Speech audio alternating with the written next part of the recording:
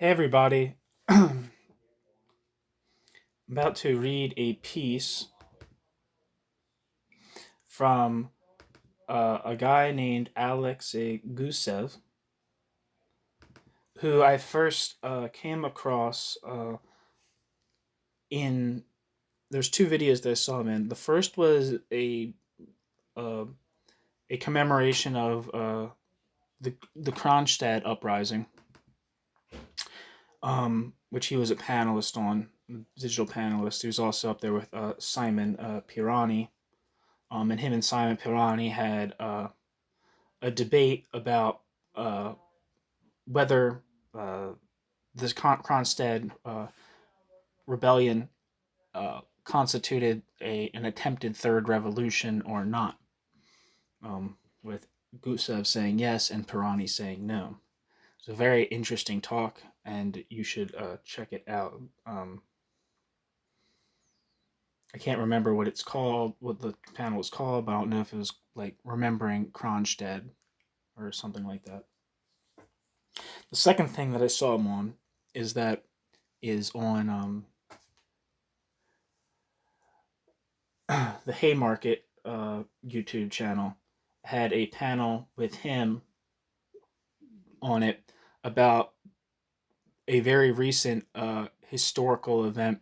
I don't know what major. I can't remember if there's any major like discoveries by it, but it was an interesting event in that workers, some working for some construction firm or whatever, uh, were working on an old building in Russia that they realized that was a used to be a prison during the Stalin period, and in their excavation they found documents and letters from the left opposition uh, prisoners that were there, and he was talking about them, and I was very impressed by both of those two.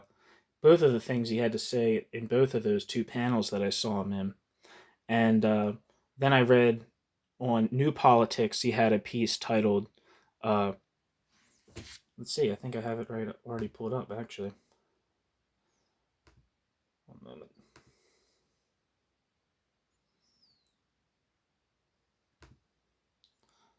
Um, I actually have it pulled up here. It's from New Politics. And that piece was called The Kronstadt Revolt of 1921 as a Part of the Great Russian Revolution. Um, and you know, New Politics is consistently badass and having a wide range of anti-Stalinist radical left opinion. And that article I found especially good, and it's actually on this YouTube channel. So if you find what is said here interesting, you might want to check that out. I think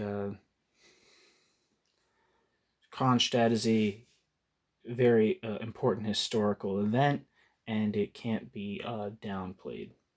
Um, whatever you might have to say about it. And so that piece is really good.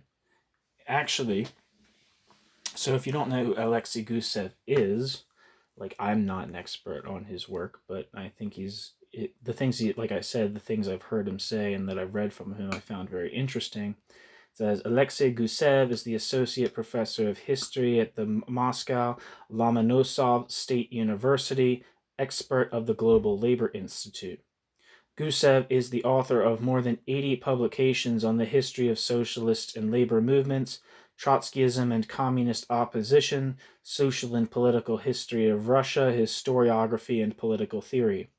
From the 1980s, has been active in labor, socialist, and democratic movements, and is the co-founder of the Victor Serge Public Library in Moscow, Praxis Research and Education Center, University Solidarity Union.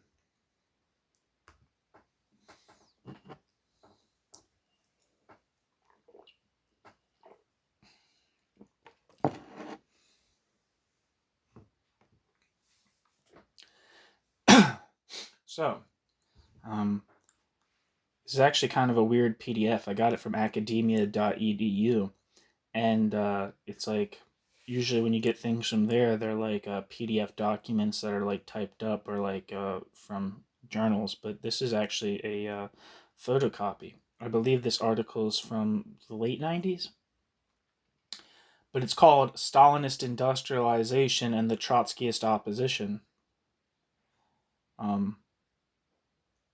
It was translated from the Russian with notes by M. Vogt Downey.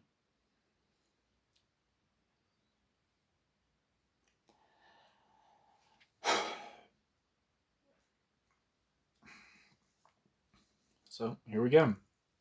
One of the first associations that comes to mind for the majority of people who have derived their conception of Leon Trotsky from Soviet textbooks of history and, quote, perestroika, end quote, publicists is undoubtedly, quote, super-industrialization, end quote. The Trotskyist opposition wanted an unrestrained drive to develop industry without taking into account any objective factors plundering the peasantry and ravishing the economy. That is what textbooks on the history of the USSR say. So I'm guessing he's referring to textbooks on the history of the USSR in and Russia, which had only the USSR fell in 1991. So these probably referring to Soviet and immediate post-Soviet textbooks, I'm imagining, but I can't be sure.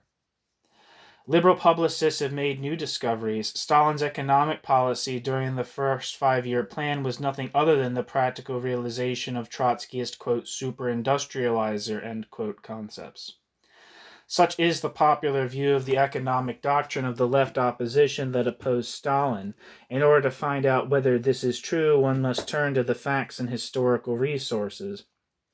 In reality, from the time the Trotskyist opposition was formed and throughout the 1920s, the thesis on the need of the accelerated development of industry occupied a central place in the Trotskyist opposition's economic program.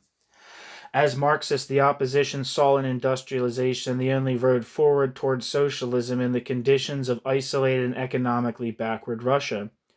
But in demanding an increase in industrial investment, the Trotskyist opposition did not start only from general strategic considerations. Intensively increasing the growth of industrial production was viewed by the Trotskyist opposition as a means of alleviating the most important disproportion of the Soviet economy, the disproportion between industrial and agrarian sectors of the economy. Opposition theoreticians pointed out beginning in the mid-1920s that the shortage of industrial goods, quote, the goods famine, end quote, caused by the backwardness of industry, could lead to a disruption of the circulation of goods between the city and the countryside. The peasants could simply refuse to exchange their agricultural produce for money if it were impossible to exchange their money for industrial goods. On the other hand, the narrow industrial base of the economy created an inordinate discrepancy between the prices of industrial and agricultural products. Quote, the scissors of prices, end quote. Such an extremely disadvantageous situation for the peasantry also threatened to create an economic crisis.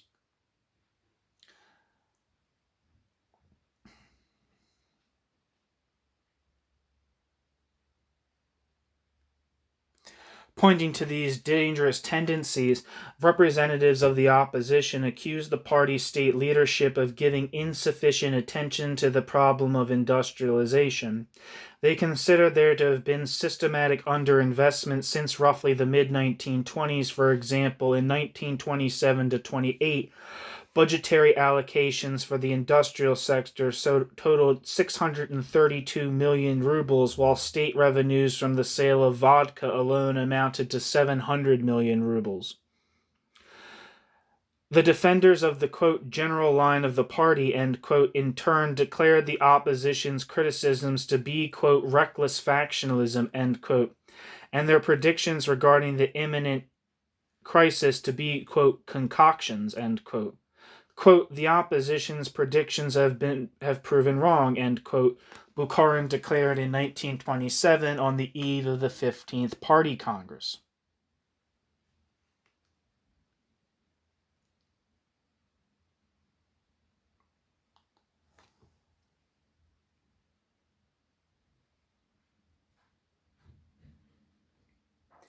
However, the crisis, which was to be fatal for the new economic policy, nevertheless did erupt at the end of 1927 and the beginning of 1928. State grain procurements, as the Trotskyists had predicted, dropped dramatically, and the export-import plan was thwarted and famine threatened the cities.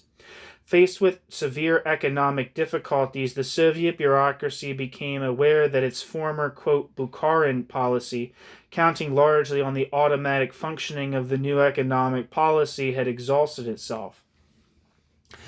The clash with, quote, petty bourgeois elements, the, quote, grain strike of the countryside, gave a powerful push to the development of the class conscious of the party nomenclature. It understood the need to very rapidly bring the economic infrastructure under its control by nationalizing industry and the gigantic military-industrial complex.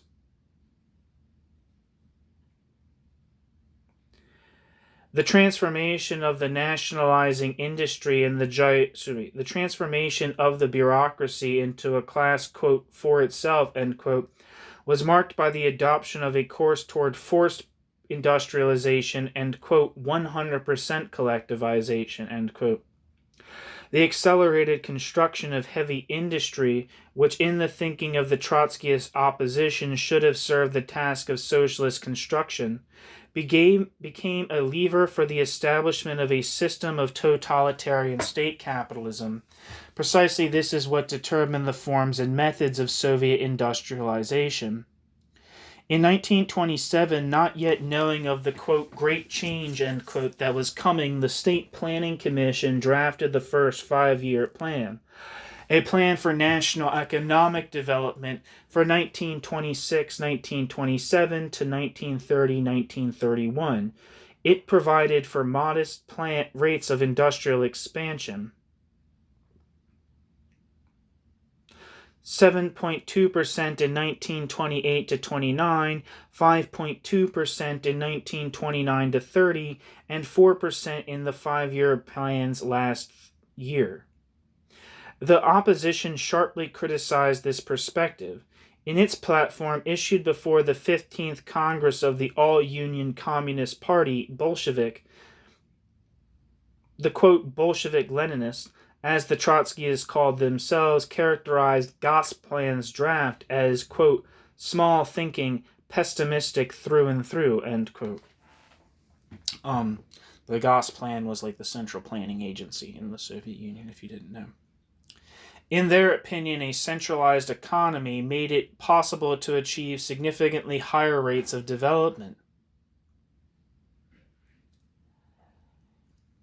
In 1925, in the book, quote, Towards Socialism or Capitalism, end quote, Trotsky predicted that once Soviet industry had reestablished itself, it would be capable of, quote, coefficients of expansion that far exceed our own pre-war coefficients as well as the average capitalist coefficient, end quote. If in the period preceding World War I, the volume of Russian industrial production increased by an average annual rate of 6 to 7%, then the industry of the USSR could grow at least 2 to 3 times more quickly. This meant, consequently, an annual growth rate of 18 to 20%.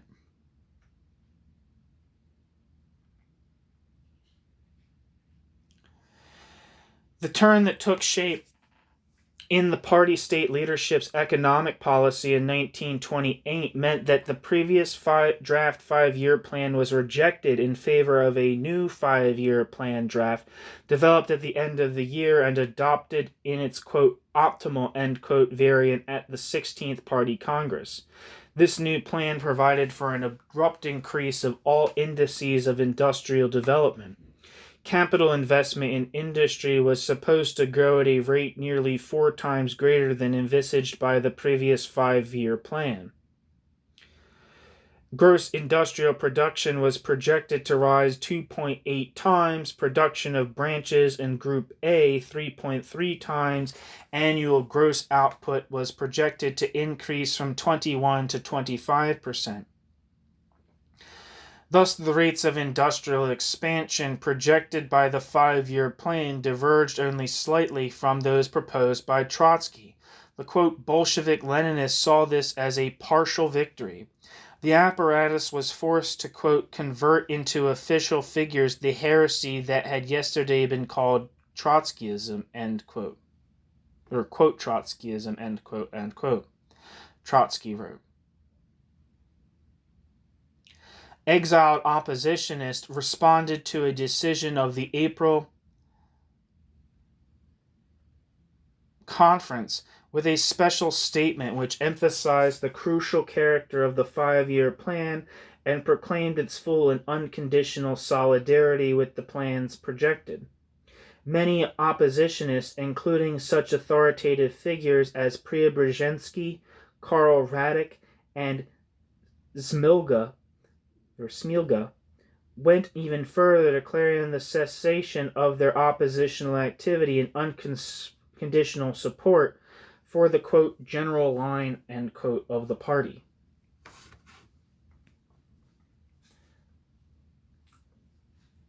While citing the growing similarity between the official and opposition lines with respect to the development of industry, Trotsky nevertheless considered it necessary to warn his supporters against excessive enthusiasm about the new party directives. The decisive factor in Trotsky's opinion was not, quote, the concrete figures of the 5-year plan, end quote, the fate of which remained to be seen, but correct methods of economic and party leadership. In the absence of the correct methods of economic and party leadership, it is impossible to guarantee that there might not soon follow a retreat from the proclaimed plans.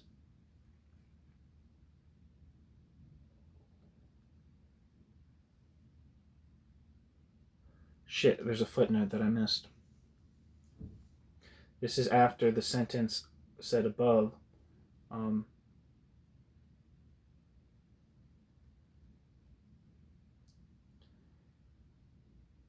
It says, exiled oppositionists responded to a decision of the April conference with a special statement which emphasized the crucial character of the 5-year plan and proclaimed its full and unconditional solidarity with the plans projected.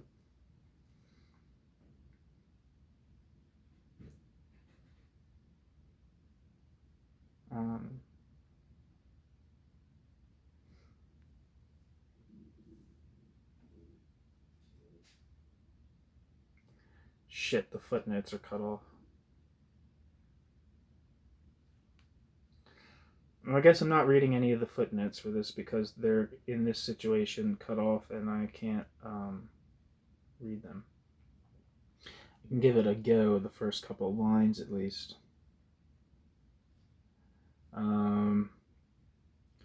Gusev refers here to the declaration signed by V. Kolsior, M. Ukudzhava, and Christian Rakovsky of August 22, 1929, and supported by some 500 members of the opposition who had been arrested and exiled to 95 different remote regions. But Gusev has omitted some critical information. Although the declaration greeted the decision by the party leadership to establish its 5-year plan, it was sharply critical of the leadership's method of implementing it. The statement also criticized the leadership's claim that socialism could be built in one country. The statement... See, that's where it's cut off here.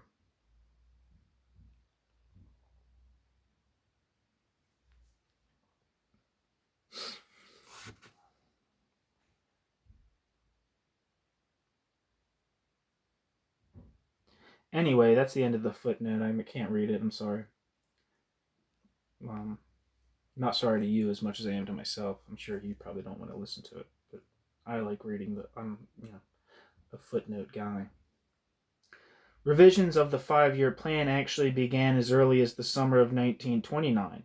However, they did not lower the plan targets which Trotsky had first feared, but with collectivization as well, sharply increased them. Towards August, the chairman of the All-Union Council of the National Economy, VSNKH, of the USSR, V.V. Kubyshev, declared it was possible to increase the gross output of of heavy industry by not by 21.5% as proposed by the plan, but by 28%. 3 months later, Stalin in the article The Year of Great Change gave the new figure of 32%, which was confirmed later by the decisions of the November plenum of the Central Committee of the AUCP. At the same time, the 5-year plan's ultimate goals were subjected to a wide-ranging review. As a result, the plan for steel and oil production was increased 1.9 times, almost doubled. Rock, coal, and cast iron 1.6 times, and rolled metal 2 times. Tractor production was to be increased 3.7 times, and locomotive production 3.4 times. But even these increases seemed insufficient to members of the Politburo. In 1930, targets for coal, cast iron, and oil were again increased. Quote, "There is not one province, one republic, not one branch where the 5-year plan's targets were not to be revised," end quote, wrote the journal Planned Economy in February 1930.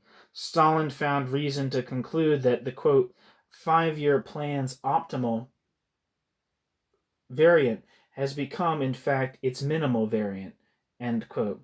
One of the main slogans of party propaganda became, quote, "the 5-year plan in 4 years," end quote.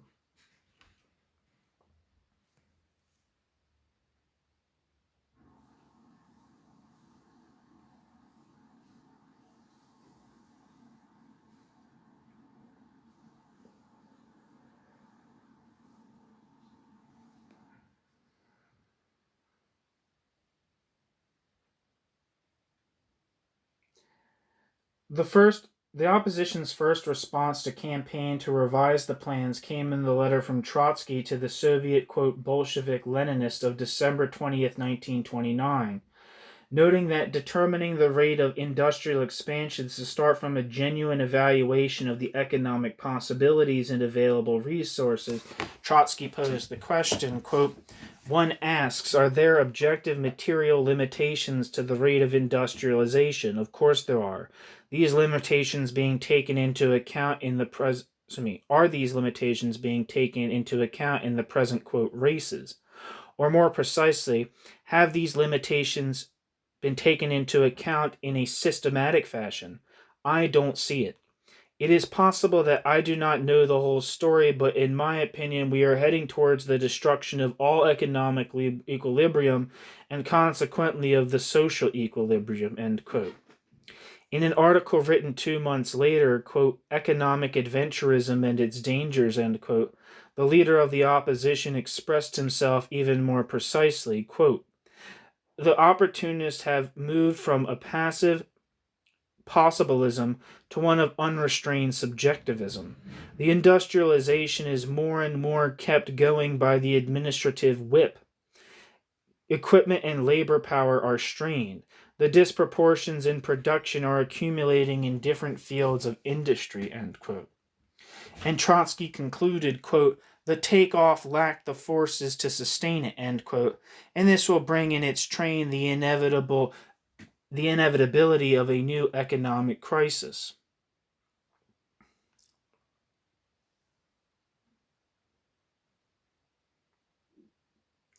Trotsky's sharp condemnation of the, quote, "race for industrialization," end quote, was not immediately supported within the ranks of the opposition. The Bolshevik Leninists found it difficult to repudiate the Bolshevik Leninist former conceptions about the organic inability of the ruling apparatus to conduct such a, quote, "left economic course." Many oppositions initially expected that the Stalinist, quote, "ultra-left," end quote, policy would fail in very short order. Therefore, they did not want to criticize it, quote, "from the right," end quote. On the threshold, it seemed to them of an inevitable retreat to, quote, "economic opportunism," end quote.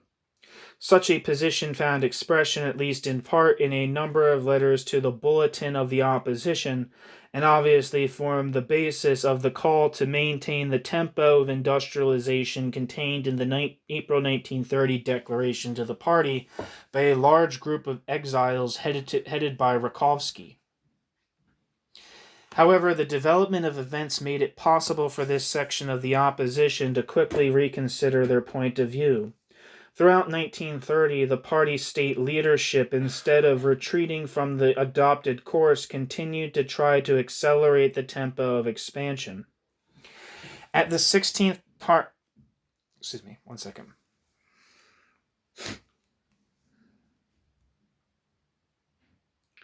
Throughout 1930, the party state leadership, instead of retreating from the adopted course, continued to try to accelerate the tempo of expansion. At the 16th Congress of the party in June, Stalin claimed that in a whole number of branches the 5-year plan had been fulfilled, quote, in 3 or even 2.5 years, end quote. In December of that same year, a joint plenum of the Central Committee and the Central Control Commission, CCC, voted to increase industrial production in 1931 by 45%, thereby ratifying the most ambitious proposal of any in the 5-year plan. All this showed clearly that the policy of forced industrialization was not a temporary zigzag, but a long-term course. Becoming aware of this fact, the overwhelming majority of the oppositionists by the end of 1930 had abandoned any remaining doubts concerning the correctness of Trotsky's criticisms. Quote, to support the tempo of industrialization means nothing less than to help deepen the crisis. We are against racing tempos of industrialization. We are against tempos which deepen the economic crisis and further the physical exhaustion of the working class, end quote. This formulation from a letter of a group of imprisoned oppositionists came to express the unified point of view of the Bolshevik Leninists.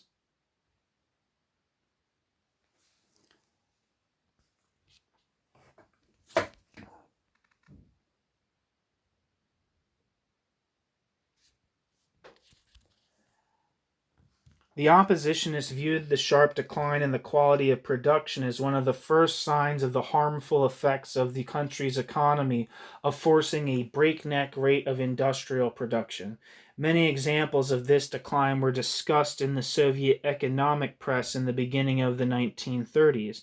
Thus, in the 1930s, the share of defective products in their, quote, pure form, that is, products rejected for distribution in the textile industry, was 50% of total output, in some instances even 90%. In the garment industry, rejects in the same year reached 30%, a 20% increase over the previous year. The shoe industry reject rate amounted to 13 to 14% of output. The situation was similar in Group A branches of industry.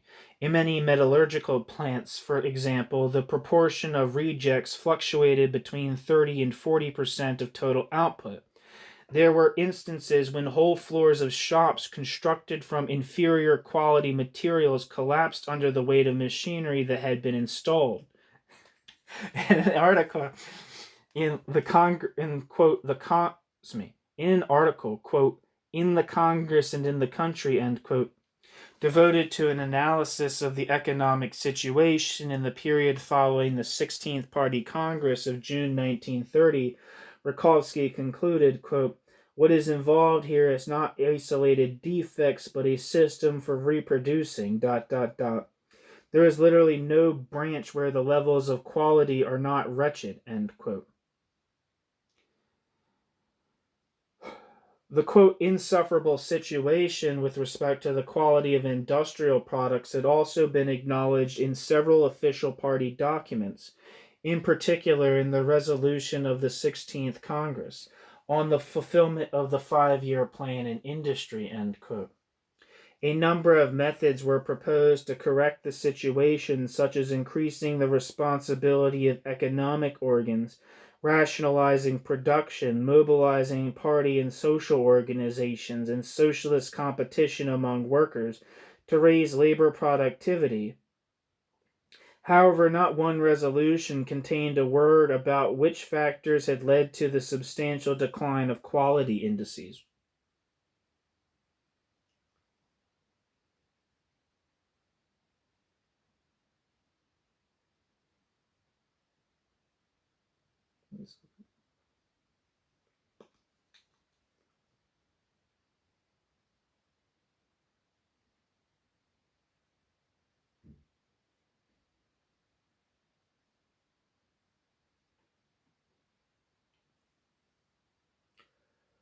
From the point of view of the opposition, quality could only be improved by acknowledging the reason for quality's decline.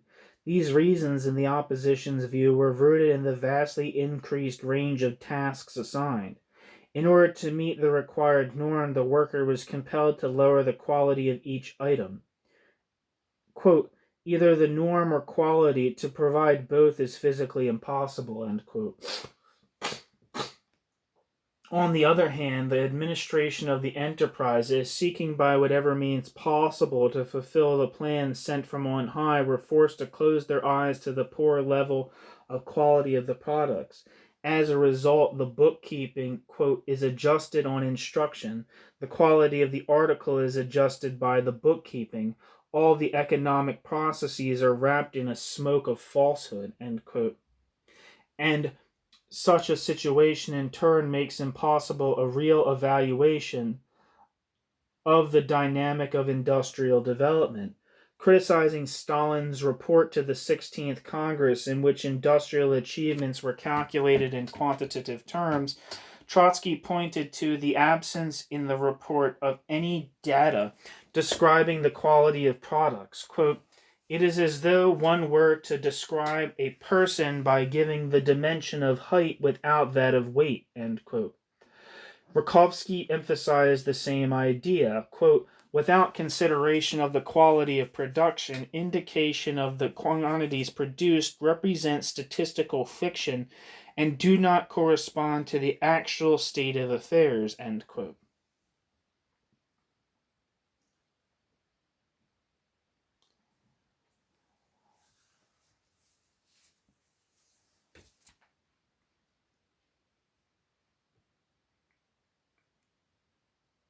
Declining quality, representatives of the opposition noted, was contrary to the interests of consumers and seriously damaged industry itself. Citing heavy industry as an example, Trotsky wrote, quote, coal hastily mined and poorly sorted hampers the operation of coke-producing enterprises. Excessively high contents of moisture and cinders in the coke not only reduce the quantity of produced metal by millions of tons, but also lowers that metal's quality.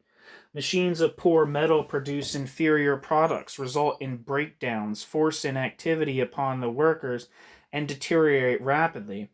The ultimate cost of economically irrational, quote, successes surpasses as a rule many times the value of these same successes, end quote. The administrative drive to maximize the quantity of production, leading to declining quality, makes way simultaneously for a sharp decline in the quantity of production and a drop in growth rates. Such prognoses by the opposition were in sharp contrast to the euphoria surrounding the acceleration of prescribed growth rates beginning in the spring of 1930.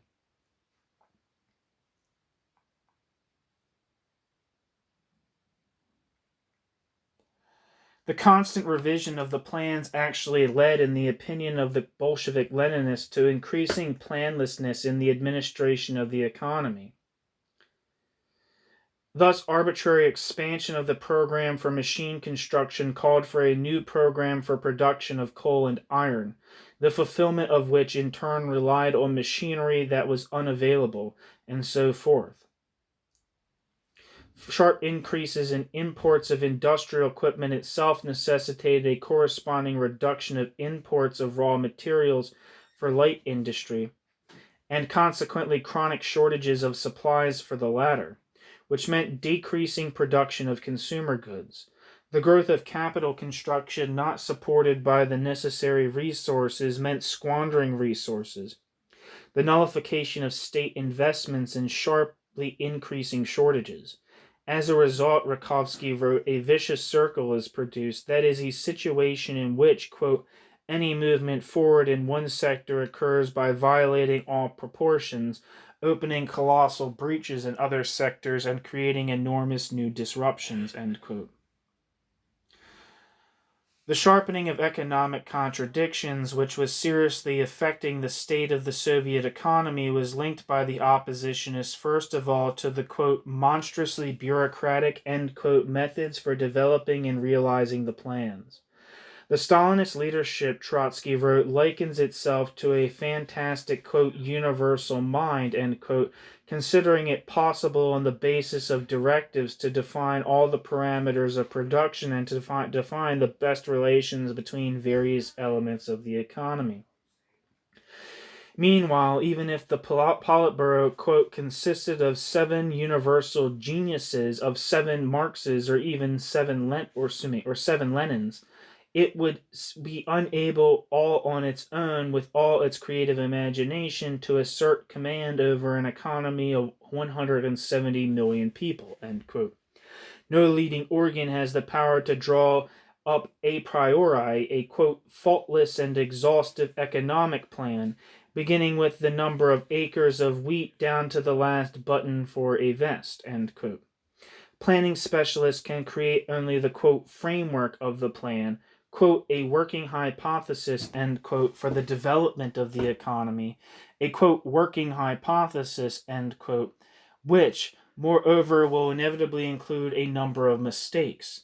Rational planning, consequently, calls for collective verification and correction of the plan at all stages of the plan's implementation. Quote, to check the 5-year plan in operation, to pent up some branches while reining in others, not on the basis of a priori and by nature tentative imprecise assignments, but on the basis of a conscientious consideration of experience. This is the basic task of the economic leadership, end quote. On the other hand, insofar as the economy must serve the interest of society, the correct determination of its course of development, its priorities, is impossible without findings, calculation, and harmonization of interest of various groups of producers and consumers.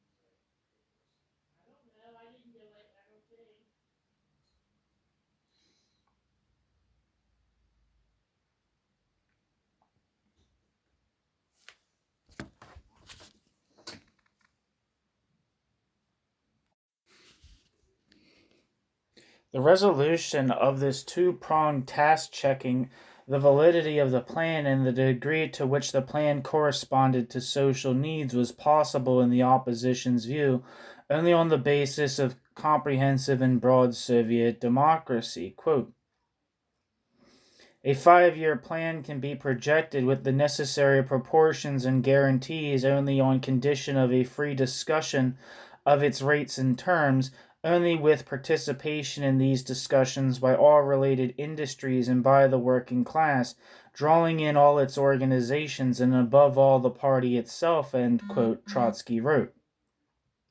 Socialist construction, Trotsky emphasized, must be accompanied not by the elimination of discussion and struggle, but on the contrary, quote, with discussion and struggle's immense flowering on a new basis, end quote. Quote, with their immense flowering on a new basis, end quote. Since the correct allocation of productive forces and means cannot be ordered by one bureaucratic chancellery or another, it is conceivable only as a result of, quote, constant criticism with verification and by the ideological struggle of various groupings within the proletariat, end quote. Defining the relationship between funds for accumulation and consumption, between the various branches of industry, regulating pay scales, and resolving all these problems must assume the presence of well-defined democratic procedures. Quote, It is a matter of the daily life of the masses, and the masses themselves must have a way to apply, quote, correctives, end quote, to the economic programs in advance, end quote. The liquidation of the monopoly on decision-making held by the narrow ruling circle, Trotsky wrote, would open up the possibility for making the wisest choice from among the proposals presented by the economic groupings defending the interests of the various branches of the economy. An open struggle of the, quote, electrifiers, end quote, the petroleumists, quote, tractorists, end quote, and so forth, would serve in such conditions as, quote, one of the most important factors for regulating industrial development, to some extent as in the Middle Ages when struggles of some of the guilds controlled contemporary production, end quote. Only democratic methods of leadership, reducing to a minimum the mistakes in the economic sphere, can save the economy from dire disproportions, quote, breaches, end quote, and imbalances. This thought is echoed in all of the articles and statements of the, quote, Bolshevik Leninists, end quote. Quote, Soviet democracy is not an abstract political demand, and still less a moral demand. Soviet democracy has become a matter of economic necessity, end quote, Trotsky said, summarizing their argument. Precisely the absence of this democracy, the oppositionists noted, allowed the party-state leadership to impose on society the party-state leadership's adventuristic projects in the economic sphere. This same factor prevented corrections when the excessive tempos of industrialization proved to be irrational, causing a drastic decline of the quality of products and the growth of disproportions. The existing bureaucratic system, Trotsky wrote, quote, completely excludes any kind of ideological groupings, any kind of struggle over economic proposals, any kind of control of the economic process based on the living experience of all its participants, end quote.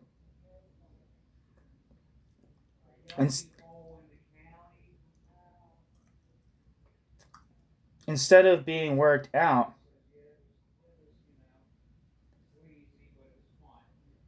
through the process of discussion, the economic programs are being, quote, blown up at the inspiration of the General Secretary and the secretaries of the regions and districts, end quote. Any attempt to criticize the economic policy from below is quickly declared to be the right or left deviation and severely persecuted. The party can only agree with the decisions of the, quote, infallible, end quote, leadership, and for the workers there remains only one right, to overfill the production targets. Quote, the task that is most complex, the task that not only was never before solved but never even undertaken, to achieve by means of advanced planning and regulation the mutual congruity between the branches of a growing economy of an enormous country. This task, which by its very nature is insoluble without the daily experience of millions, without their critical review of their collective experience, without their expression of their needs and demands, this gigantic, all-embracing, nation-wide historic task is solved within official sanctums, in the Secretariat of the Central Executive Committee, all depending on how the spirit moves it and on what this or the other spets, bracket, specialist, end bracket, buzzes, end quote.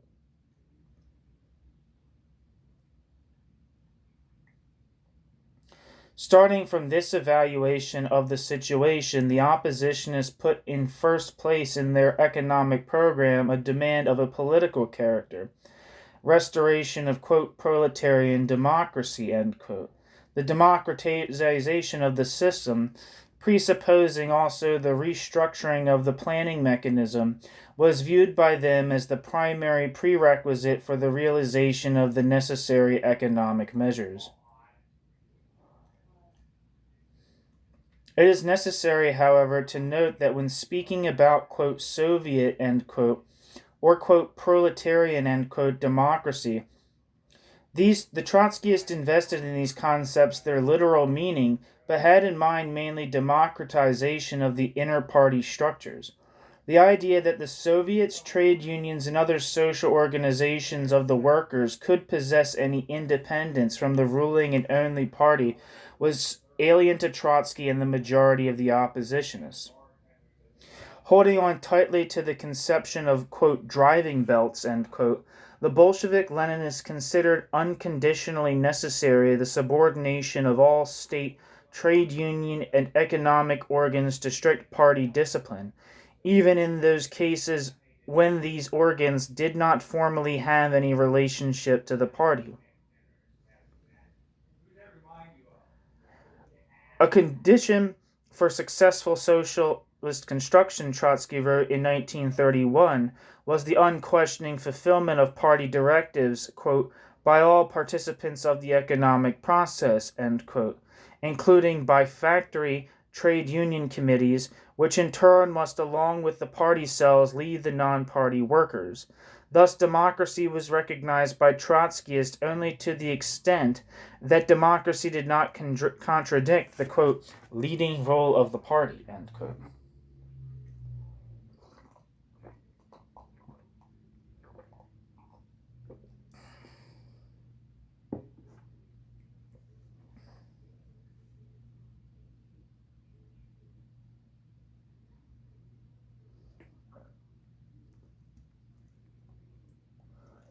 Another important condition for the correct functioning of the planned economy, according to the, quote, Bolshevik Leninists, end quote, was the preservation and utilization of market mechanisms to regulate the economy. Quote, the innumerable living participants in the economy, state and private, collective and individual, must serve notice of their needs and of their relative strength, not only through the statistical determinations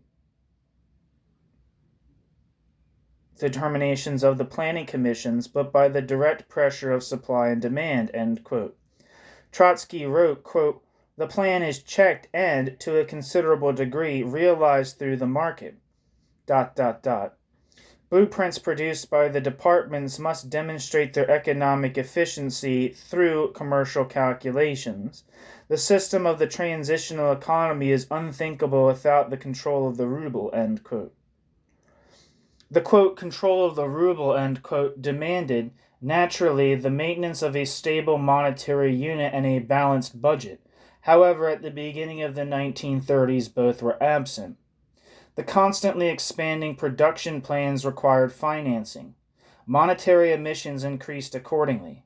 Hundreds of millions of rubles were expended on the ever-growing list of capital construction projects, the returns from which could be expected only in the future. Heavy industry significantly outstripped in tempos of growth branches of Group, quote, B, end quote, sectors, which were running head-on against shortages of resources and materials. As a result, the discrepancy between the monetary and goods mass was sharpened to the extreme. In 1 year and 9 months, from the end of 1928 to July 1930, 1,556 million rubles were put into circulation, while the 5-year plan had called for a total emission over 5 years of only 1,250 million. Quote, economics cannot be cheated.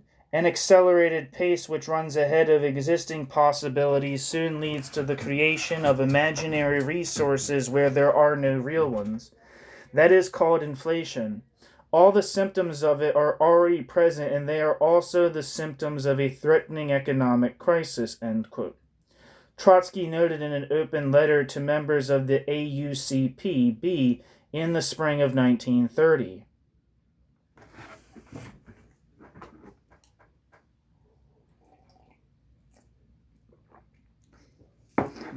The worthlessness of the Soviet ruble prompted a number of substantial changes in the credit and finance system. For example, in 1930, commercial credit was liquidated and a centralized credit system was introduced through the state bank. Now the state automatically paid for deals between enterprises whether or not the purchasing enterprise had money to pay for it. The press contained many articles about the dying away of money, and for a certain time the word, quote, trade, end quote, was stricken from the official vocabulary. Despite the fact that in 1931 certain corrective measures were implemented in the financial sphere, monetary emissions not connected with any increase in the supply of goods continued. In 1931 to 32, the amount of money in circulation almost doubled. The inflationary tendency continued to prevail in the economy at the end of the 5-year plan. Inflation, the oppositionists emphasized, not only places an enormous tax on consumers, raising prices and devaluing the workers' wages, but worsens the imbalance in the economy and makes any genuine economic accounting impossible. In this connection, Trotsky pointed to the bankruptcy of the, quote, 6 conditions, end quote, for improving the economic situation that were advanced by Stalin in June 1931, and which became one of the central themes of official propaganda. Commenting on Stalin's call to strengthen enterprise self-accounting and increase material incentives for workers, the leader of the opposition remarked that all these slogans can only make sense if the currency is stable, otherwise they become mere, quote, empty verbiage, end quote. To substitute sermons based on, quote, Stalin's 6 conditions, end quote, for a stable monetary system amounts to the same thing as replacing a balanced diet with the reading of a cookbook, end quote. A decisive struggle against monetary and credit inflation, that is, for the introduction of strict financial discipline, the Bolshevik Leninists consider to be one of the most important preconditions for improving the Soviet economy. Quote, "It is necessary to pull the strings of the state's purse as tightly as possible in both the budget and credit columns," end quote, Trotsky wrote. While calling for a reduction in government expenditures, the opposition was aware that such a step would inevitably cause the cancellation of a number of industrial initiatives. However, the rebirth of a stable monetary system justified, in their opinion, the sacrifice of those resources which were pointlessly invested in bloated projects which overstretched existing forces. The eradication of inflation, quote, "the syphilis of a planned economy," end quote, as Trotsky expressed it, should stabilize the buying power of the Chernovets, and thereby, which is like a piece of the currency, I'm pretty sure, and thereby reestablish, quote, "a single reliable regulator of the planned economy at the present stage of its development," end quote. If this is not done according to the bulletin of the opposition, quote, "the economy faces losses running into the billions and chronic disorganization," end quote. The party leadership reacted to the call of Trotsky and other Bolshevik Leninists for an end to the breakneck race, the quote breakneck, end quote, the quote breakneck race, end quote, towards industrialization and a return to a stable 5-year plan by charging the opposition with closing ranks with the, quote, right opportunists, end quote. This thought was developed in particular by an article by Yaroslavsky. The article is titled From Left to Right, published in Pravda in March 1930. Stalin said the same thing in his speech at the 16th Congress of the party. Quote, "As regards the period of Reconstruction, the Trotskyists, from the point of view of tempos of development, are the most extreme minimalist and the most rotten capitulationists," end quote. Answering allegations of this kind, Stalin pointed out that the opposition had not retreated one step from the opposition's traditional orientation toward higher rates of industrial growth. But how such rates would be achieved in practice, how their stability and duration would be safeguarded, was another question. Theoretically, it is possible, of course, to establish figures as high as you want for the annual expansion of production, 50, 70, or 100%. However, it is necessary that the planning goals actually be fulfilled in such a way that their realization does not take place at the cost of lowering the quality of production and increased economic dislocations. Therefore, quote, ensuring the highest rate possible in conditions of isolated development proposes at each given moment not the statistically minimum, but the economically optimum, i.e., most logical, the most economically safe rate, which alone is capable of ensuring a high rate in the future, end quote. It is precisely tempos such as these, quote, which would not guarantee the fulfillment of the plan of the day for display purposes, but the constant growth of the economy on the basis of the economy's dynamic equilibrium, end quote, that the opposition is calling for, Trotsky emphasized. The opposition warned that arbitrarily increasing plans for industrial production will lead to the opposite results. Instead of increasing, the growth rates will decrease. The real 1928 to 33 production figures confirm this prognosis. Industrial production increased only during the first 2 years of the 5-year plan. Although in 1929 to 30, despite the fact that 3 months were added to the economic year, actual production was 7% below targets set in the revised plan. Then growth rates began to fall. In 1931, industrial production grew 3.6% less than the preceding year, by 21% instead of the planned 45%. In 1932, production increased by only 8.5% instead of the projected 36%, and in 1933 by 5% instead of 16.5%.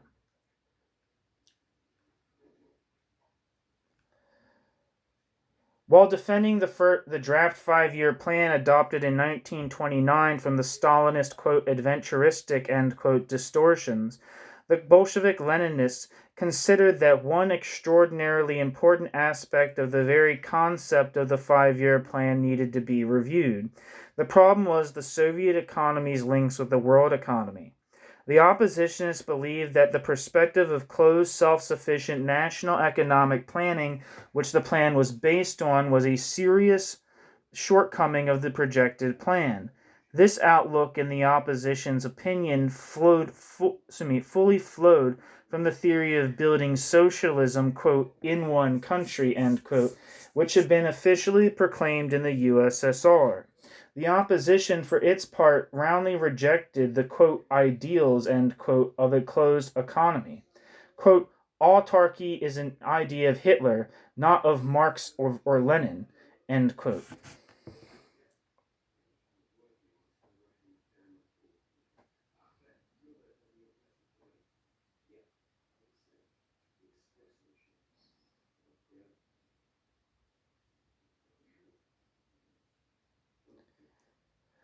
Of course, when speaking about the reactionary character of economic autarky, Trotsky had in mind what the country could expect if it continued developing along a, quote, national socialist, end quote, course, and not the actual state of the Soviet economy at the beginning of the 1930s. During the first 5-year plan, foreign trade had a hugely enormous significance for the economy of the Soviet Union. Industrialization to a large degree relied on imported industrial equipment which was received in exchange for the export of raw materials and agricultural products.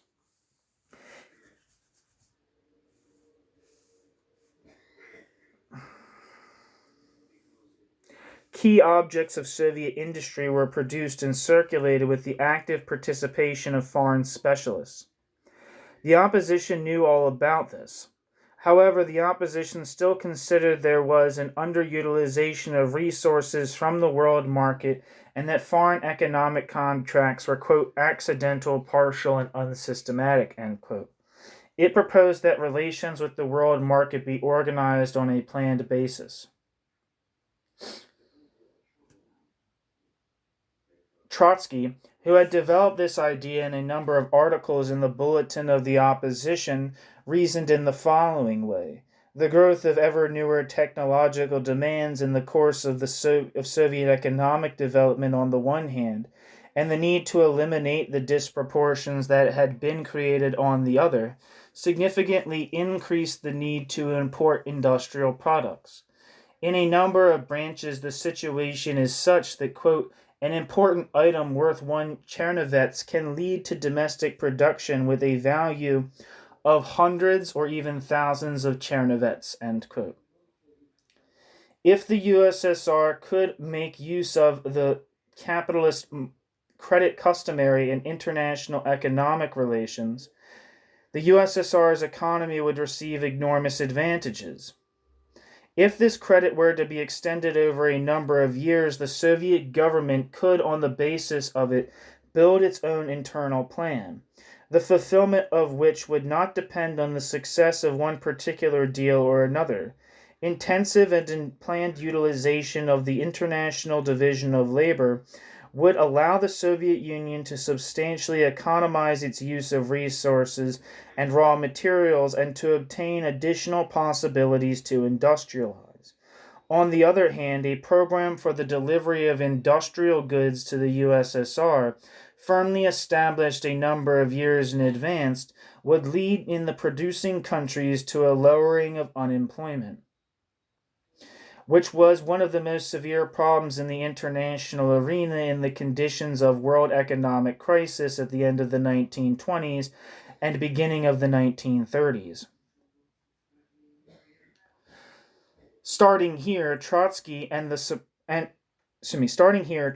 with the support of other oppositionists, proposed a broad import-export plan be elaborated for a 10 to 15 year period,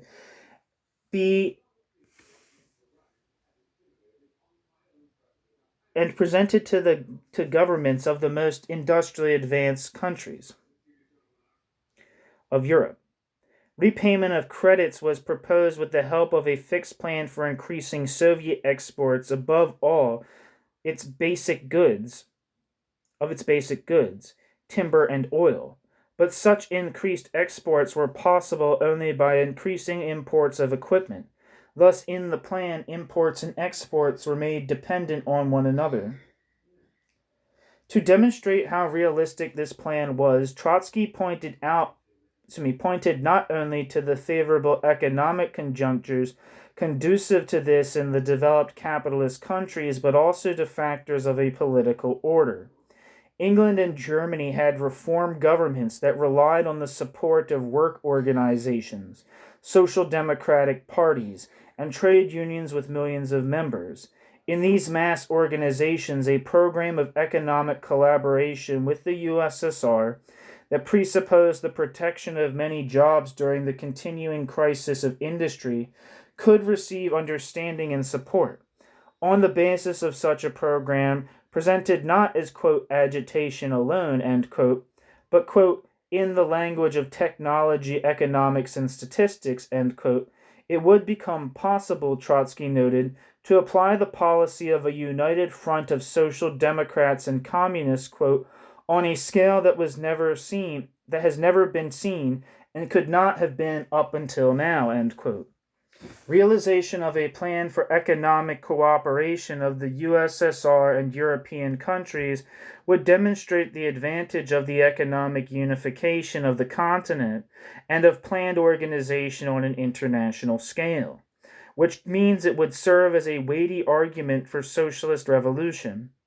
In the event that the social democratic leaders should reject a concrete program for economic collaboration, the Comintern would receive from this immensely greater propaganda advantages than it would from, quote, shrill accusations on the theme of, quote, social fascism, end quote, end quote. With this program contrary to a course towards the country's economic independence. Contemporary Russian investigators M.M. Gorinov and S.F. Sakunov write, for example, that adopting the proposals of the left opposition could have caused the Soviet economy to fall victim to the cyclical crises of the world capitalist economy. Quote, to seriously integrate itself in such a situation into the world economy means to share all its shocks, end quote. Meanwhile, the USSR was already very dependent on the world economy. 80 to 85% of machinery and equipment of the enterprises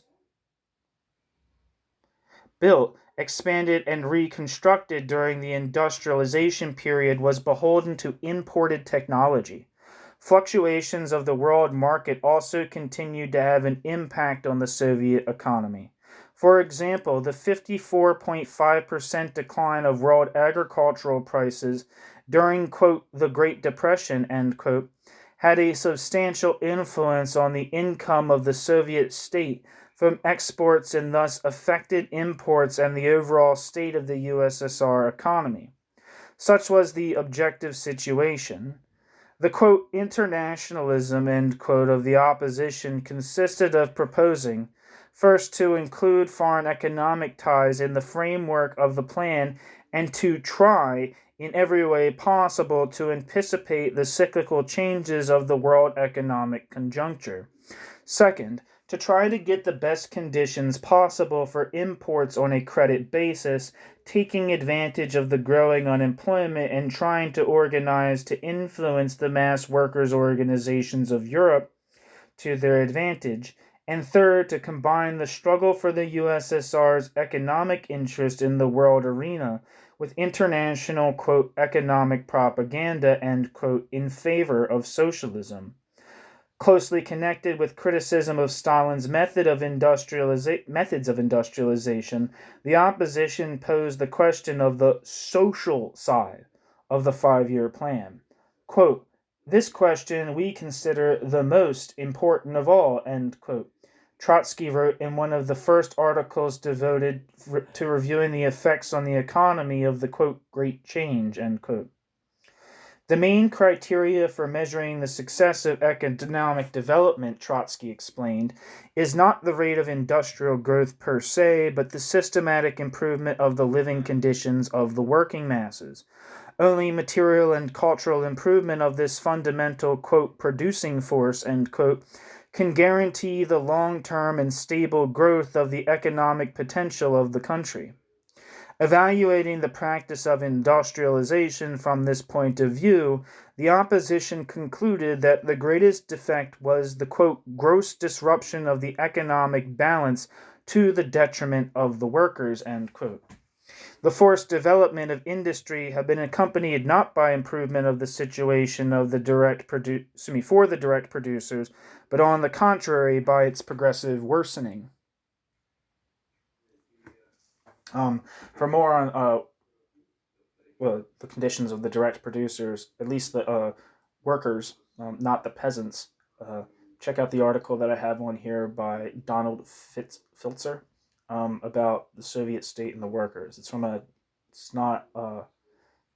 Donald Filzer is a great scholar on this period of labor history during the Stalin era, and I really recommend anything you can get your hands on by him, especially his, including his talk from, what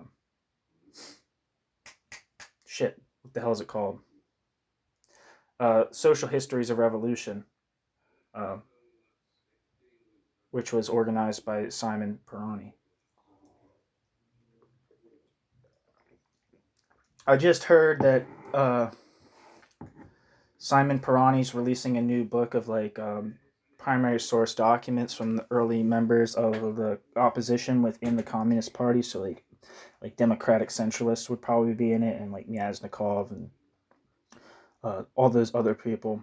And I think it was like kind of like shit on. I don't know. I was just on New Politics the other day, and there seems like there's kind of like this rather unpleasant sounding debate between, and I don't know whose fault it is. I don't know. It seems Simon Perani does not strike me as someone who goes seeking fights with people, but maybe it was his fault, or maybe it was not. But a debate about a review. I guess John Eric Moreau or Merritt gave an unfavorable review of the book, and then Pirani defended it. Then Merritt said something, but that's on New Politics.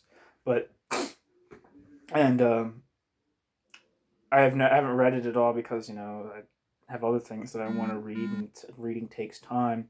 But John Eric Merritt's book on, essay at least on on the left opposition and Stalinism is very impressive, and so is Simon Pirani's work, both in his lectures on Russia on YouTube, but also in his book. I can't even remember it called, The Russian Revolution and Retreat. And I wouldn't be surprised if the debate between them was political in nature.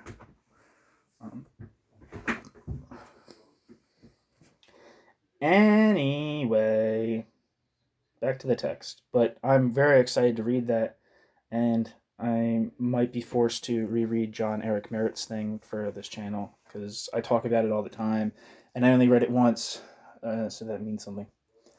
A symptom of this, the oppositionists saw above all in the extraordinary increase in the, quote, turnover, end quote, of the workforce.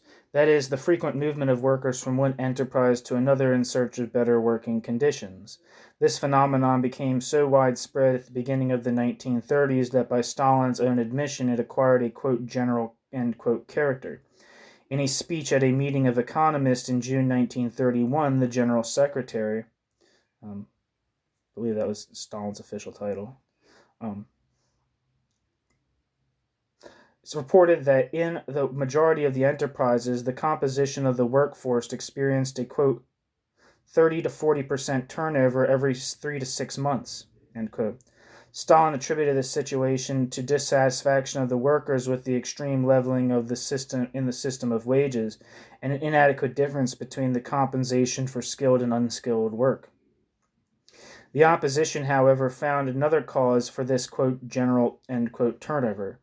The degree of the turnover, Trotsky replied to Stalin, shows that it is not only the skilled part of the working class, whose conduct could be explained by dissatisfaction with, quote, wage leveling, end quote, that was moving from place to place, but the basic mass of the workers in general. Just a side note for myself, just like seeing if I'm correct, but like most of these people that are moving from jobs to jobs are like recently are not like old working class people. They're people who are like pouring into the cities from the countryside after in the wake of collectivization. So it's like it's not just it's a migration issue. It's like these are not like skilled industrial workers who have had like long times in like urban industrial environment. They're people who are peasants a couple years ago. To my understanding, at least. Maybe I'm wrong about that, but that seems like a pretty obviously true thing. So it couldn't just be dissatisfaction among the skilled workers.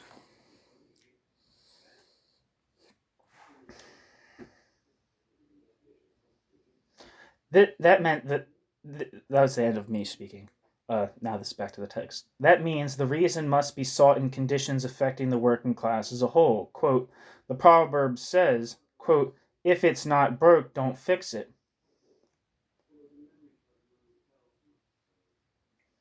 And then it says something in Russian, at dobra ne ishicht, literally means, quote, they don't look for good things if they have them already, end quote, end quote.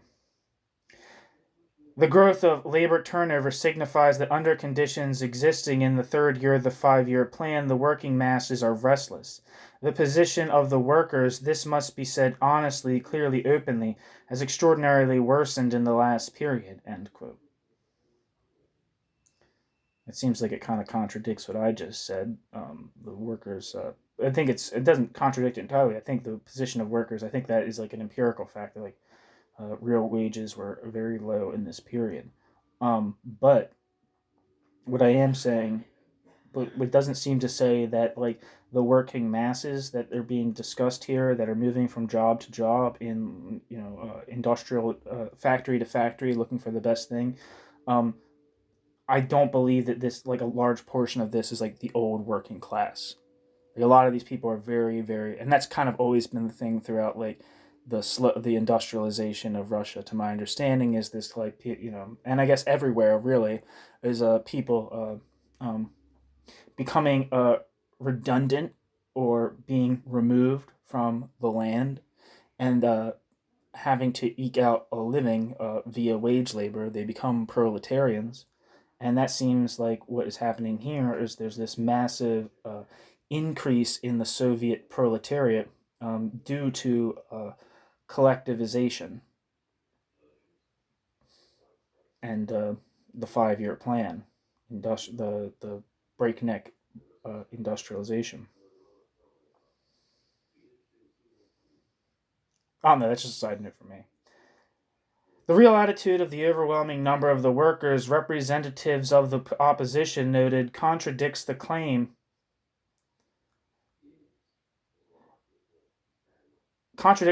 of Soviet propaganda about, quote, mass producer enthusiasm, end quote. Trotsky commented on Stalin's remarks that, quote, the great majority of workers, end quote, accepted the demands of the leadership for discipline, intensification of labor and competition, quote, with great enthusiasm and were satisfying them heroically, end quote. Trotsky wrote, quote, now if this is true, if we have entered into socialism,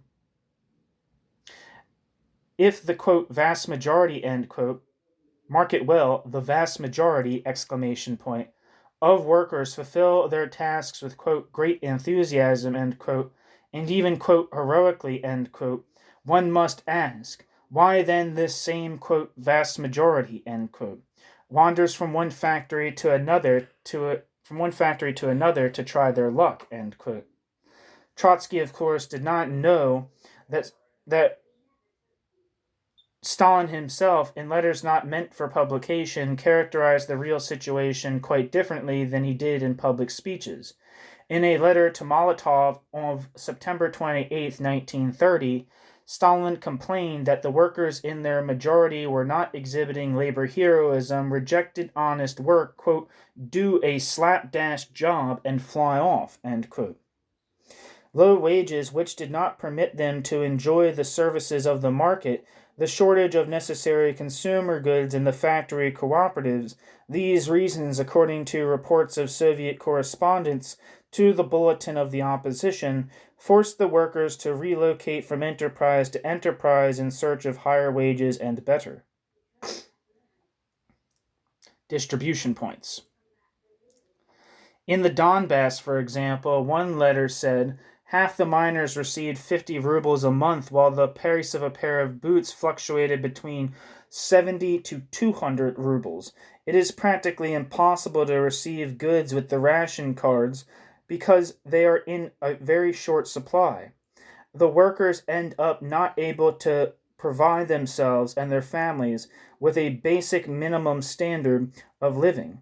Quote, in these conditions, to speak about, quote, producer enthusiasm, end quote, is an exaggeration, to put it mildly, end quote, concluded the author of the letter.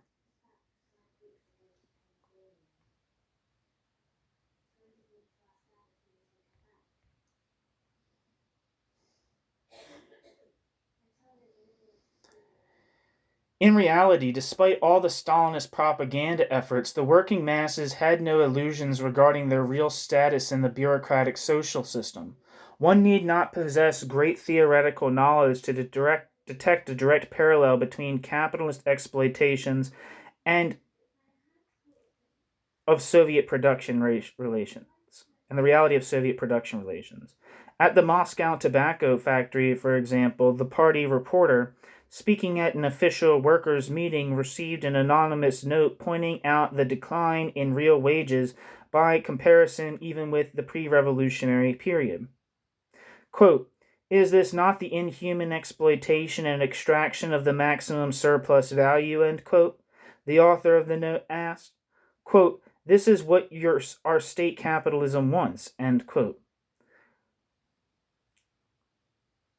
Quote, socialist competition, end quote, the workers characterized in private conversations as, quote, slavery for the workers, end quote, quote, the new yoke, end quote, on their necks.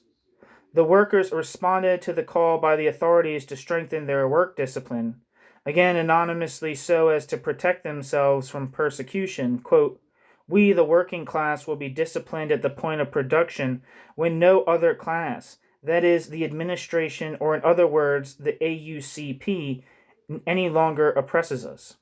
End quote.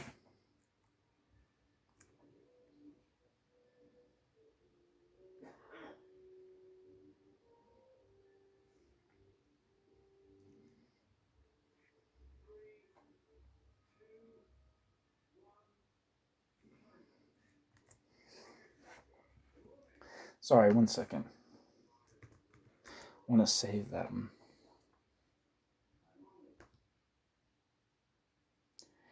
It's a good paragraph.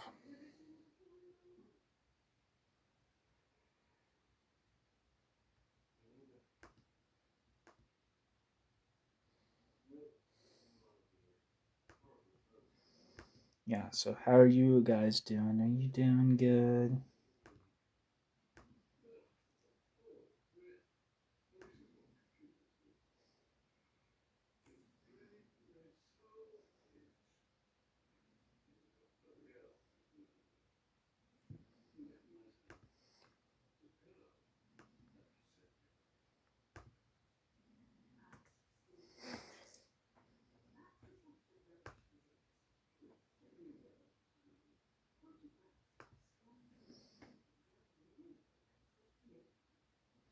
Sorry. That's a fucking annoying, but forgive me. Smoke a cigarette while I speak. Do you smoke? Or shouldn't? It's a public service announcement for me. Smoking's bad for you. I don't smoke. I'm a health nut, but this gut is getting out of control. Trotsky did not deny that among the workers, in particular the communists, there really was a certain stratum of enthusiasts who had a serious attitudes toward the proclaimed task to, quote, catch up with and overtake, end quote, in the shortest possible time the advanced capitalist countries. But the drive to build every industry with the enthusiasm of an extremely thin layer of workers who aspire to, quote, clamber their way, end quote, to the top, Trotsky considered a damaging utopia which ignored the real interest, attitudes, and needs of the basic mass of workers. When workers see that their living standard is going down, their motivation to work harder disappears.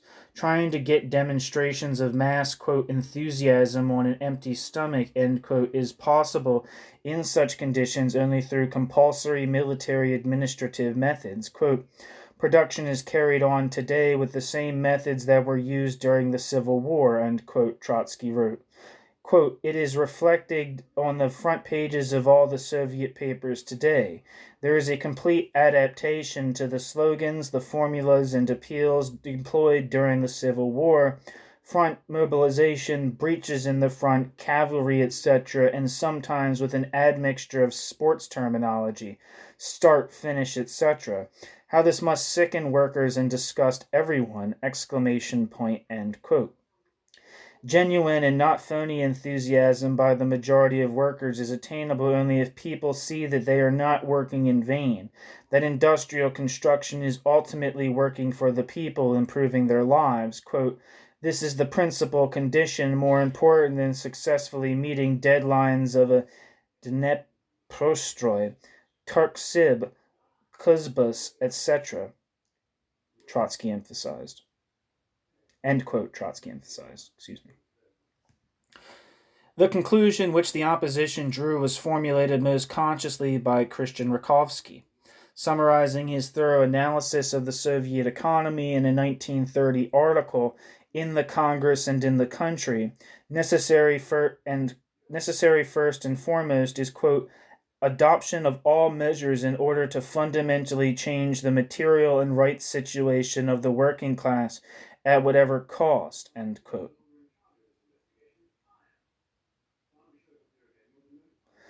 That same thought was expressed by Trotsky in the draft program of the International Opposition on the Russian Question.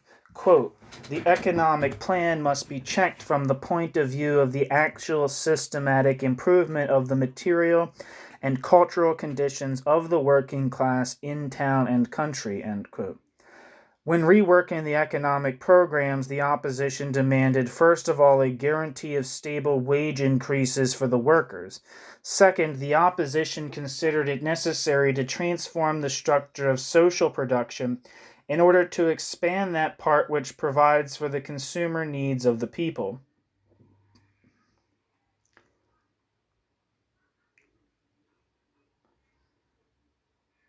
One of the most important features of the 5-year plan was the fostering of a typically capitalist tendency towards subordination of mass consumption to the task of accumulation.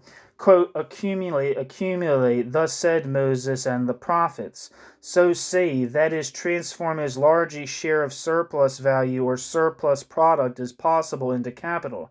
Accumulation for accumulation's own sake, production for its own sake, end quote. Thus wrote Karl Marx in Capital about the basic, quote, commandments, end quote, of the capitalist mode of production. That same feature was clearly manifested in the USSR.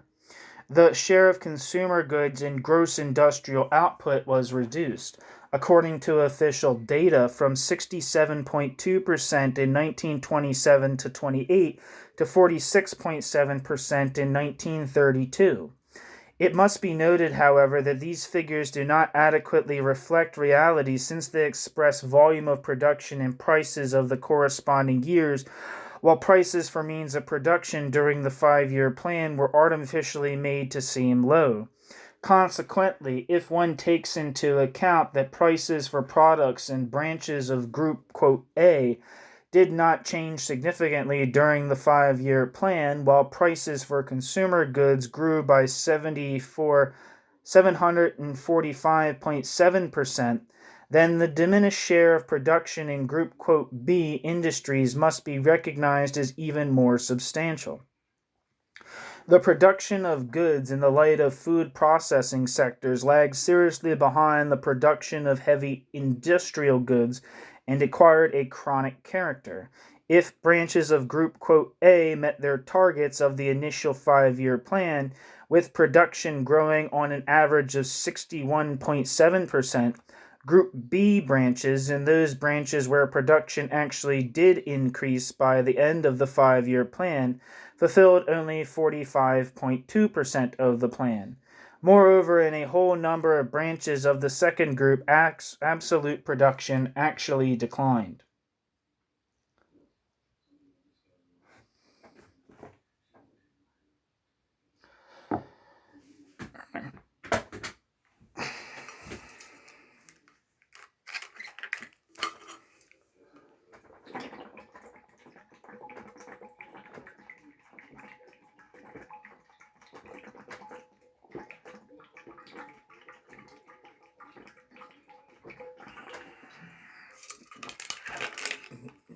Excuse me. The, quote, Bolshevik Leninists believed that such a relationship between accumulation and production of consumer goods was totally contrary to the interests of society. If in the 1920s they demanded that savings be increased, now they protested the fact that savings or accumulation had become a, quote, end in itself, end quote. In the midst of newly constructed factories, plants, mines, electric stations, collective and Soviet farms, the workers and peasants are more and more beginning to feel that there are in their midst gigantic phantoms indifferent to the fate of humans. An acute feeling of disillusionment has taken hold among the masses. The populace as consumers can no longer understand why they strain their energies as producers, end quote, wrote Trotsky, reviewing the results of the first 5-year plan. In this connection, the leader of the opposition spoke out particularly sharply against the thesis proclaimed by the plenum of the Central Committee, CC, and the Central Control Commission, CCC.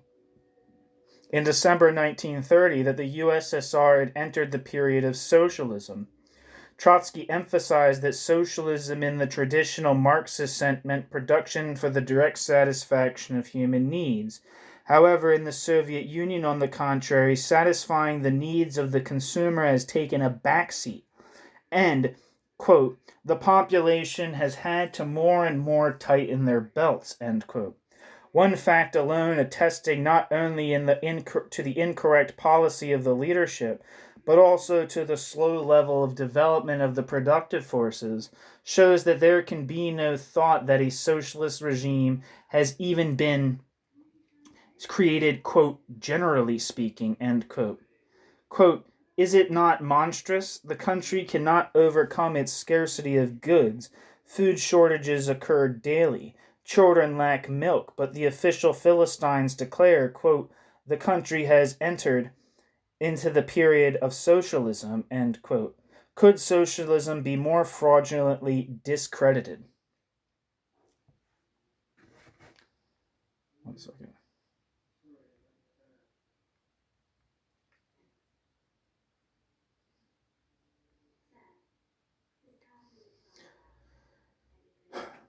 In order to relieve the shortage of consumer goods, the oppositionists proposed lowering the, quote, excessive tempo, end quote, of growth of production in branches of Group A and investing the resources that are thereby freed up in light industry, articles of which, in Trotsky's expression, quote, must be adapted to human needs and not to the raw byproducts of heavy industry, end quote.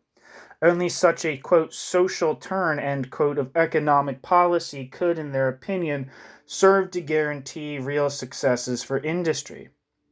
As early as the second year of the 5-year plan, the opposition warned that attempts to impose on industry unrealistic tempos of growth could pose a threat to the realization of the 5-year plan, even in its initial variant. At the end of 1930, Trotsky predicted that in conditions of the growing economic disproportions caused by the policies of the leadership, quote, not only will the problem of, quote, overtaking and outstripping, end quote, not be solved, even if the 5-year plan were to be completely fulfilled, but the plan itself will never be achieved in 4 years despite the utmost exertion of forces. What is still more serious is that the adventurism of the leadership makes the accomplishment of the plan in 5 years less and less likely, end quote. And, in reality, up to the moment of the official announcement came at the end of 1932 that the 5-year plan had been successfully fulfilled in 4 years and 3 months, almost none of the plan's projects had been achieved. The plan adopted by the 16th Conference, or even less its revised variant, with increased targets, was not fulfilled in any of its most important areas. Electro-energy, metallurgy, coal, cast iron, mineral fertilizer, tractors, etc. The serious discrepancy between targets and results was shown by the fact that only on the basis of isolated indicators did the results of the 5-year plan remotely approach the contours of the, quote, starting, end quote, variant of the plan, which were 20% lower than the, quote, optimal, end quote, variant. The targets were really overfulfilled in only one sector, freight cars. None of this, however, prevented Stalin from declaring the plan as a whole 93.7% fulfilled and the plan for heavy industry 108% fulfilled. In order to hide the obvious falsification, the Politburo, by a special resolution, suppressed the publication of any data whatsoever on the results of the 5-year plan at the local level and in individual branches unless they were censored beforehand by Gosplan. Nevertheless, even without these suppressed statistics, an attentive observer had little difficulty in detecting the falseness of Stalin's information.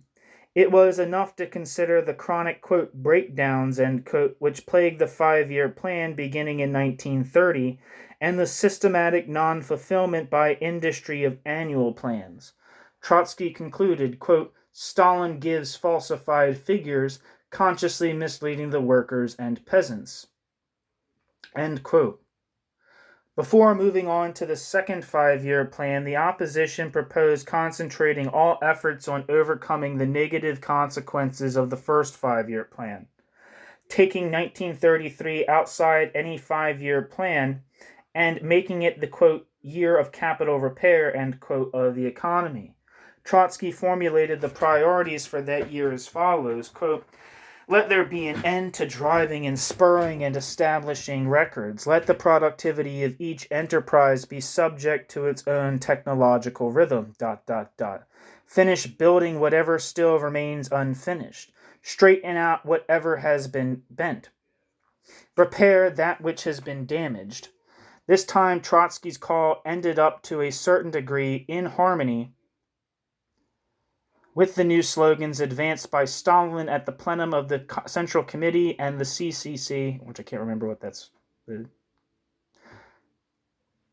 CCC stands for,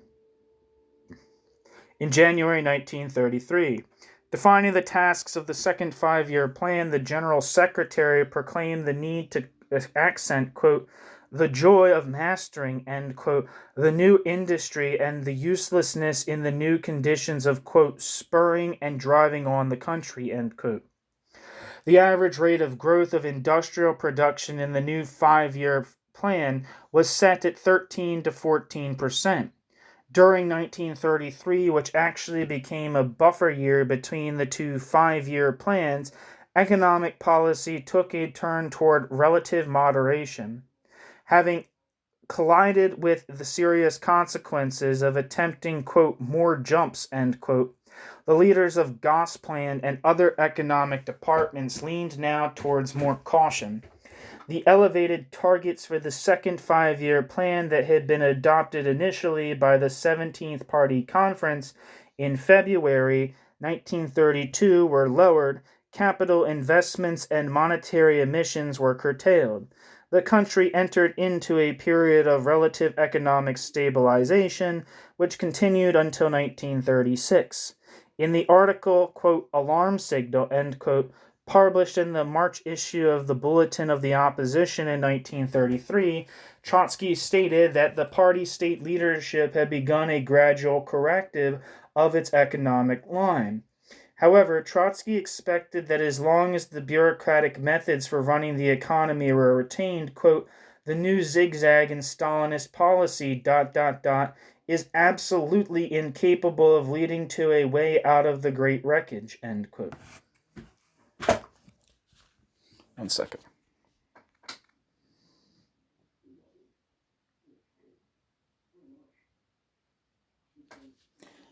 Beginning in 1930, the representatives of the opposition repeatedly predicted that the economic policy of Stalin would inevitably lead to a most severe crisis. This crisis, Trotsky wrote at the end of 1932, will have a, quote, chain of consequences such as the enforced shutting down of factories and unemployment, end quote. Rakovsky went even further, predicting the inevitable collapse of all industrialization existing under Stalin's leadership. The sharply increasing economic contradictions, along with declining production, occurred more than once in the process of industrialization. The state of the Soviet economy by the end of the first 5-year plan was characterized by investigators as being in a state of, quote, catastrophic crisis, end quote. There were also serious manifestations of the crisis later on.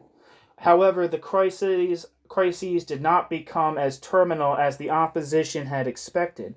Industrialization continued and industry grew, even if not at the rapid tempos that had been planned. Why did the Trotskyist prognosis prove wrong? First of all, they underestimated the vast capacity of a totalitarian regime to mobilize forces and its ability to extract for purposes of accumulation not only the surplus product but also part of the necessary product of the labor of the direct producers, crushing any embryonic attempts at resistance.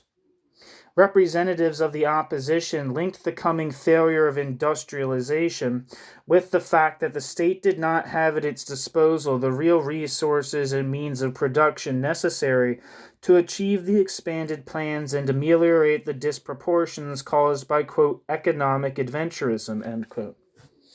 In addition, however, the opposition did not consider in its analysis a number of important options through which the state, were it to use them, could compensate for the inadequate material base for its industrial projects. One such option was, first, to lower the workers' real wages. The introduction in the 1930s of a single sales tax on all goods produced provided a substantial increase in the state's income at the expense of the population, since the new tax affected particular consumer goods. By 1932, revenue from the sales tax made up more than 50% of the state income. Jesus Christ. At the same time, the state increased the rate of surplus value it extracted by further intensification of labor. According to various calculations, the real wages of workers in the period from 1928 to 1932 declined from 50 to 57%. At the beginning of the 1930s, a somber anecdote was popular. Quote, what will be left after the first 5-year plan? The party membership card, a portrait of Stalin, and the skeleton of a worker, end quote. Although the opposition spoke about the workers' declining income, it did not suppose that the exploitation of the workers by a, quote, proletarian state, and Trotsky still in the 1930s continued to consider the USSR a workers' state, even if a, quote, degenerated, end quote, workers' state, could become so intensive and one of the more important long-term sources of financing industrialization. I don't know who his influences are, but Gusev is definitely, I think he said it in the beginning of this essay, calling it state capitalist. I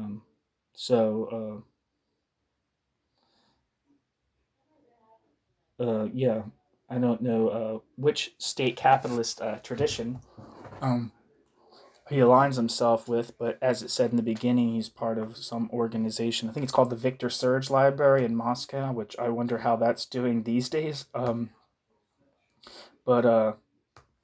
Yeah.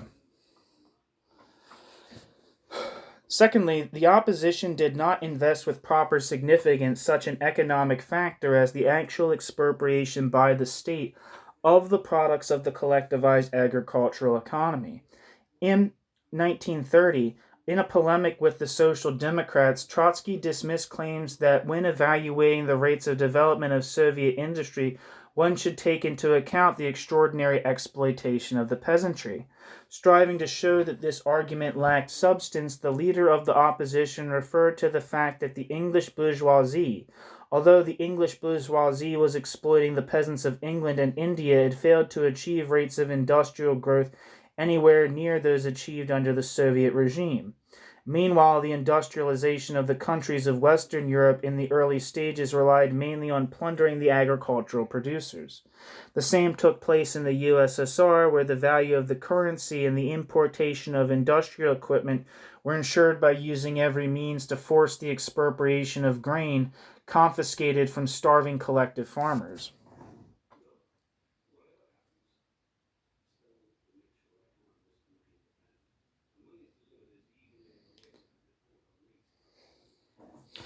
Third and finally, not a single opposition document referred to the widespread use of prisoners and deported peoples for construction of industrial centers, the scale of which grew annually. Prisoners worked on the construction of Kuznetska, Magnitka, the Dneprogas, the Chelyabinsk, tractor factory, the White Sea Canal, and in the timber and mining industries. Compulsory labor paid for itself 4 times over in this way, substantially lowering state expenditures on industrialization. Ignoring such aspects of industrialization prevented the opposition from developing a precise conception of the socio-economic processes taking place in the country. While subjecting a number of aspects of Soviet economic practice to brilliant criticisms, Trotsky was nevertheless unable to provide an adequate theoretical interpretation of the phenomenon of Stalinist industrialization. Until the end of his life, Trotsky actually remained captive of dogmas about the absence in the Soviet Union of exploitation, about the, quote, centrist and, quote, intermediate, dependent character of the ruling bureaucracy, about the fundamental superiority of, quote, post-capitalist, end quote, social relations in the USSR over capitalisms. That's everything that he said just there was, to my understanding of the Trotskyist tradition, and Trotsky himself and his positions on the Russian question, absolutely correct. To my understanding, he viewed the exploitation that took place, the inequalities that took place in Soviet society as like not structural, but as like epiphenomenal. So, like in the sense that the exploitation, the inequality that existed in the country between, say, like the top party officials and, say, the lowest of the low, which in my imagination would be either a prisoner, a dekulaked prisoner, or a collectivized peasant would probably be the lowest rung on the ladder there, with a lot of there's a lot of lowness to choose from. But to my understanding, Trotsky had the idea that that kind of that exploitation that existed in the Soviet Union, and like if you look at some of the numbers, especially say for instance like in the army, and I'm sure other places as well, but in the army, like the difference between the consumption and the lifestyles lived by people who were in the upper ranks of the army versus people in the lower ranks of the army was like pretty astounding if you look it up. The I think probably even worse than I don't want to say things that aren't true, but I believe it was worse than something you could see in comparable in a capitalist, explicitly capitalist country at least. But Trotsky had the idea that the bureaucracy were merely parasites.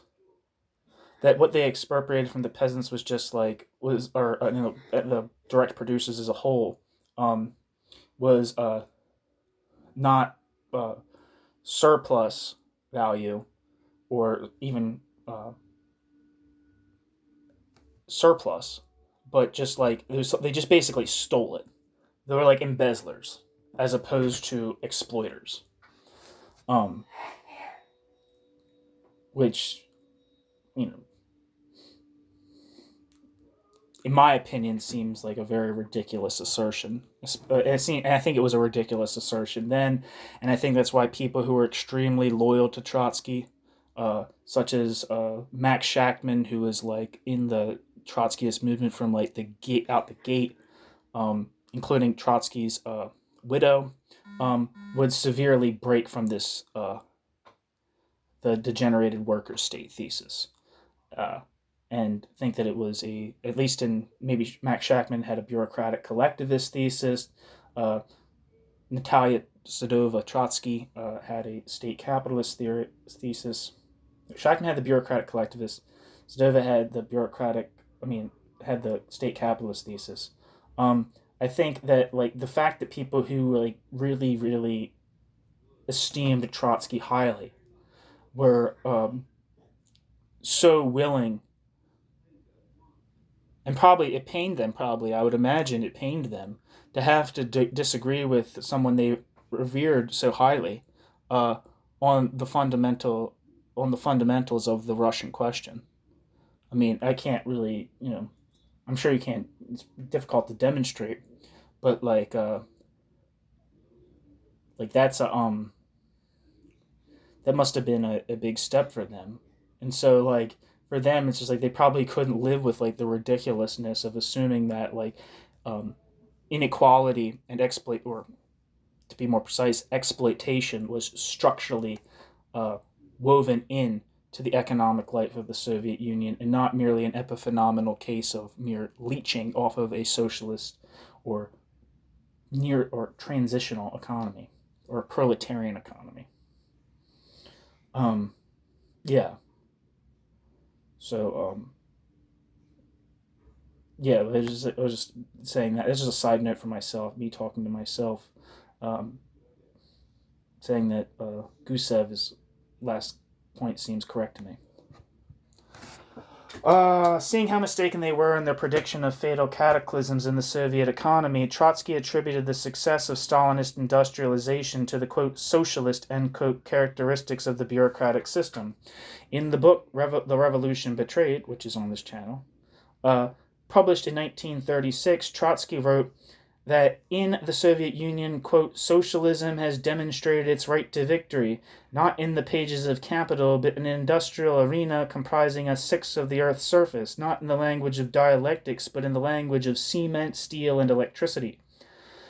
However, if you follow this logic, then today, after all the events in the countries of the former, quote, socialist camp, one would have to conclude that this very same socialism was totally bankrupt, having proven its comparative ineffectiveness before capitalism. If, on the contrary, one were to approach the problem from the point of view of classic Marxism, understanding socialism as an expression of the conscious and free creativity of the self-organized working masses, then it will become clearer, not in Soviet industry, not in the economy of the USSR, was there anything socialistic. Under the weight of its own contradictions, that collapsed before our eyes was not a, quote, post-capitalist, end quote, system with a, quote, workers' state, but only a totalitarian state bureaucratic form of capitalism which had exhausted its potential. That's a very snappy paragraph.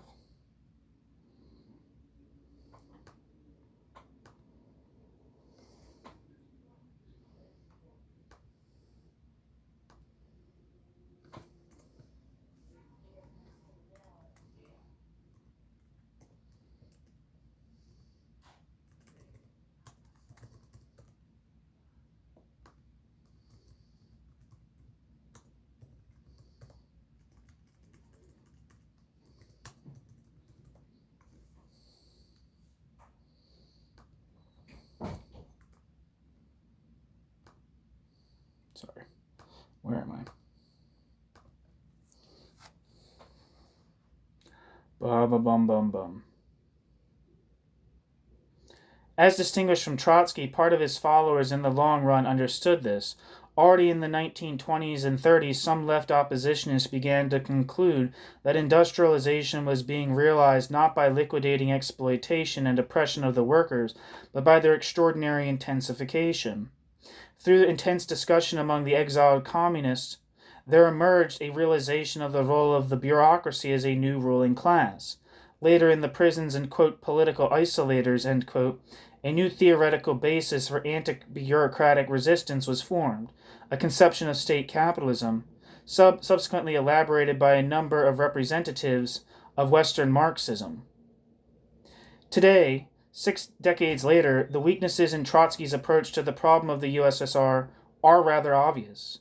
However, despite this, he and other prominent figures of the left opposition, particularly Rakovsky, succeed in the course of criticizing Stalinist industrialization in uncovering those defects of the, quote, command administrative system, end quote, which were, quote, revealed, end quote, by Russian researchers and economists only after the beginning of, quote, perestroika, end quote. Systematic, quote, overaccumulation, end quote. Low quality of products, violation of balance between the various branches, etc. Not limiting themselves to criticism, the oppositionists tried to counterpose to the official model of industrial development their alternative variant that envisioned a socially oriented economic program combining centralized planning with methods of market regulation, and the use, although not at all completely, of mechanisms of democratic social control over the economy. Quote, only through the interaction of these three elements, state planning, the market, and Soviet democracy, can the correct direction of the economy of the transitional epoch be attained, end quote, Trotsky wrote. The program of the, quote, Bolshevik Leninists was never to be implemented. Russia's isolation and backwardness promoted a class of state capitalist bureaucrats to the role of the country's industrializer. History relegated the left-wing opponents of History relegated the left-wing opponents of this class, including the Trotskyists, to the role of critics. But their criticisms were not made in vain. They are relevant today, both for those who simply want to investigate the post-revolutionary history of our country, he's writing in Russia, and for those who seek an alternative to bureaucratic totalitarianism on the one hand, and the fetishism of private property on the other. Okay, that's the end of the essay. I'm looking through the footnotes to see if there's anything that's worth reading.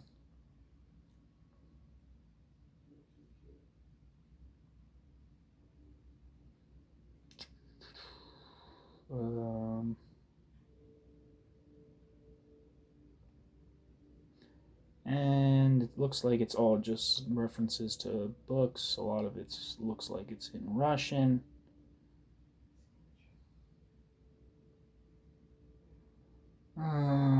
Sorry.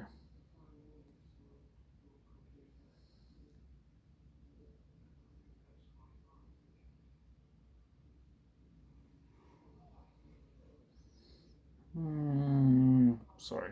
You can close this if you want to. Okay.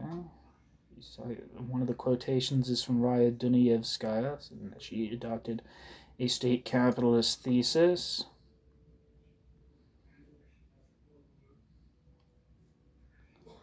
Alright. And the last page, let's see if there's anything on here. There's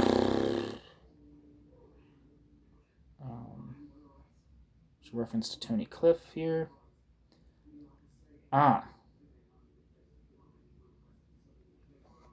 The people that are being referenced, it seems to be, that are in the last thing here, references the state capitalist critics, is Siliga, Russian Enigma, which I definitely need to read, and Dunayevskaya's The Marxist Humanist Theory of State Capitalism and State Capitalism in Russia by Tony Cliff.